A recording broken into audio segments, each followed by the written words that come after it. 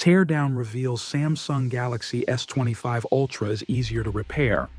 A recent teardown of Samsung's latest smartphone highlights significant improvements in repairability, particularly in battery replacement.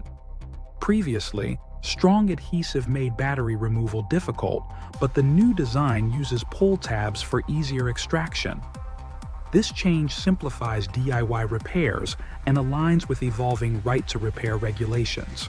Despite improved battery access, Samsung's compliance with Europe's right-to-repair laws appears regulatory rather than a voluntary push for repairability. A key highlight is the modular rear camera system, allowing individual module replacements to reduce repair costs and complexity. However, the front-facing camera remains glued in place, making repairs more difficult.